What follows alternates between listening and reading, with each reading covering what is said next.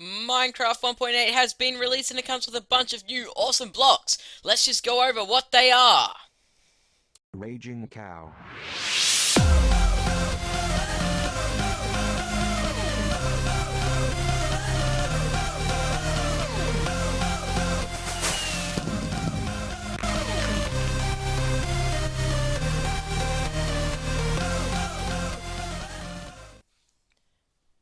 Hello guys, what is up? This is Raging Cow, and without further ado, let's get into these new blocks. I know you're excited guys, I know you are. Alright, slime block. The way to craft this slime block is to grab 9 slime blocks, and then just put them in a fashion like that, and then you'll get a slime block in return. And the special properties of these slime blocks is that they prevent fall damage when you're in adventure or survival mode, obviously not creative mode, because you don't take fall damage. Alright, whatever. And they slow you down when you walk on them, so sneaking speed roughly, and they make a cute sound. um, they also have sticky capabilities when it comes to sticky pistons, so they can push multiple blocks like this, as you can see in the setup, any configuration, as long as it's no more than 11 or 12 blocks. I always forget that. Next up, we have diorite. Diorite is a new stone variant that can be crafted by doing 2 cobblestone like that in a checkerboard pattern, and then 2 quartz, and you get 2 diorite in return. And then we can take that diorite and craft this granite just by adding a little bit more quartz, like that. Will get you 1 bit of granite. And then andesite is the opposite, so we take the diorite and dullin it down a little bit using cobblestone like that, and you'll get 2 bits of andesite in return. Now these 3 raw stone blocks can be found in naturally generated terrain. So we've got granite here, you can see andesite, diorite, just in any stony area, and they also spawn underground, so you can see, much like dirt and gravel would spawn, much the same sort of spawning chances.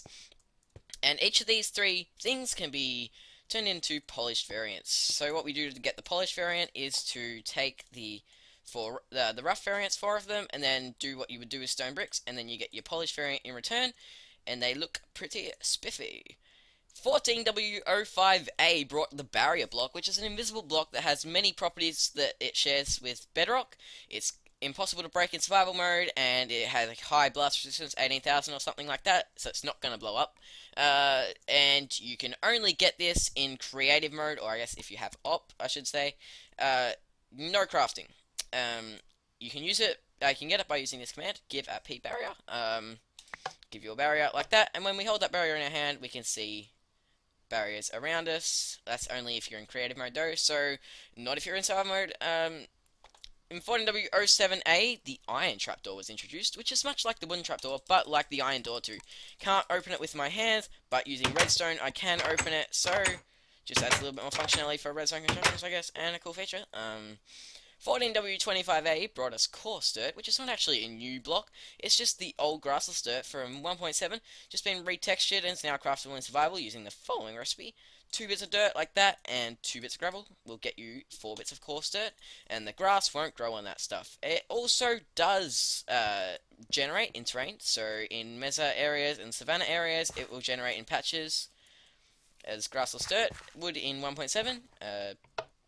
You can now collect it without you can collect it using just regular shovels and stuff. The sponge block is not a new block either, but it's been retextured and it now sucks up water again and stuff. The way to obtain that is to put a wet sponge in the furnace, and it will smelt its way down into a nice and dry sponge, which we can then use to do the sucking of the water. Yep, there we go, sponge. You guys didn't believe me, did you? No, of course you believed me.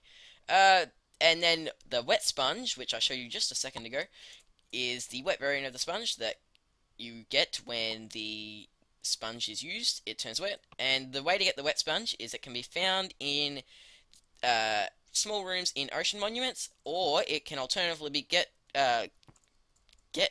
gotten by killing Elder Guardians. So the Elder Guardian will always drop 1 wet sponge, which is a easier way to get it, I guess. Okay. Prismarine is a new aquatic block, should I say, with a nice animated texture. And the way you would craft that is you get 4 bits of prismarine shard, and it will give you 1 bit of prismarine in return. So kind of pricey, but that it is the base block for prismarine bricks. Prismarine bricks can be crafted using 9 prismarine shards in the same way you would do with mineral blocks, and you get prismarine bricks. And then we have dark prismarine 2, which is obtained by getting 8 prismarine shards around the outside, and then an ink sac in the middle will get you 1 bit of dark prismarine. Then we have the sea lantern, which is a luminescent block, which uh, oh, I can't type, can I? I just cannot type. I just cannot type. It emits light, is what I'm trying to say. It emits light just like glowstone would emit light. Uh, Help me, please, someone. I give up with typing. I hate it. I hate it. Alright, sea lantern. Yeah, sea lantern. We craft the sea lantern using 5 prismarine crystals and 4 bits of prismarine shard, like that, and you get 1 sea lantern in return. They can also, well, they do generate in ocean monuments. You can see like this. We've got the prismarine bricks here, regular prismarine, sea lanterns, dark prismarine. It's all over the shop, really. It's quite common if you come across one of these. Next up, in 14W38, we have the banner. The banner is a highly customizable decorative block, which can be crafted by using a singular stick and 6 bits of wool, like a sign, and we get the white banner. But the white banner is not the only banner. We have a banner for each color of the wool. Each wool can make its respective color, obviously. And when we get that banner, it can be used to... Oh my god. You put dye on it and it makes special patterns. The banner can also be placed on a wall like that. Just like a sign can be placed on a wall as well. Next up in 14W31A was the inverted daylight sensor. You can't actually craft this thing, but it can be obtained by right-clicking on a regular daylight detector that is placed down in the world, and you get the inverted daylight detector. And what it does is it literally inverts the signal that you get. So usually, if it was at daytime, it would emit the strongest signal in the middle of the day, and the weakest signal towards the nighttime. But with this one, when we set it to nighttime, you'll see that it emits the opposite signals. So when it would normally be emitting nothing, it is now emitting 15 power strength. And if we put that back to regular, it would do nothing again. So it's pretty much just the opposite of a regular daylight detector. Set back to day and leave. In 14W32A, red sandstone was introduced, which is pretty much the same as your normal sandstone. We take just 4 bits of red sand and we get a bit of red sandstone, and it can be used to craft these fancy red sandstone blocks. We can get chiseled red sandstone by doing 2 slabs on top of each other, gets you chiseled red sandstone, and smooth red sandstone can be obtained by getting 4 bits of red sandstone and putting it like that, like stone bricks, and like smooth sandstone, and we get smooth red sandstone. And these blocks, well, red sandstone generates in mesobiomes at the opening to caves, where regular sandstone would generate in deserts, kind of. It's much the same principle as that. Run through this cave real quick. Run. I wish I could run faster. And then, yeah, just see a bit of more redstone there. I keep saying redstone. It's red sandstone. Get it right. Yeah, red sandstone. Okay. Red sandstone generates in mesobiomes is what I'm trying to say. Red sandstone stairs is craftable by grabbing 6 bits of red sandstone and putting it like that, as you would with any other stairs. I'm assuming you guys would already know that, but whatever, I'm covering it anyway. And the red sandstone slab is the same as all the other sandstones, or all the other slabs, just 3 across the bottom, and you get 6 red sandstone slabs.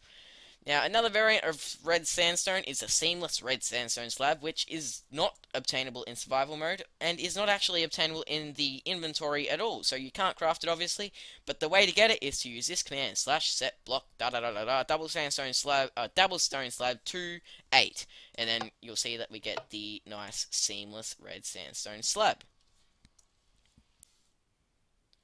14W32B brought us more fence variants. So we have the spruce fence, the birch fence, the jungle fence, the dark oak fence, and the acacia fence. Pretty much, well, yes, all the coloured wood fences, pretty much.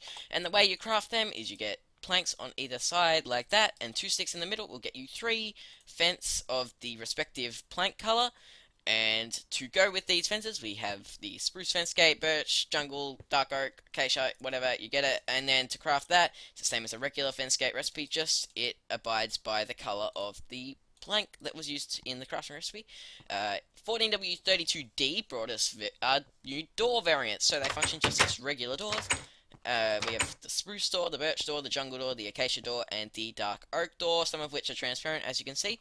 And the way to craft these is just like your regular door, and you get 3 doors in return, depending on what planks you used. But that is all the new blocks for Minecraft 1.8. I hope you enjoyed this video, guys. Please like, comment, subscribe, rate, do whatever you want to do. Thanks for watching. See you next time.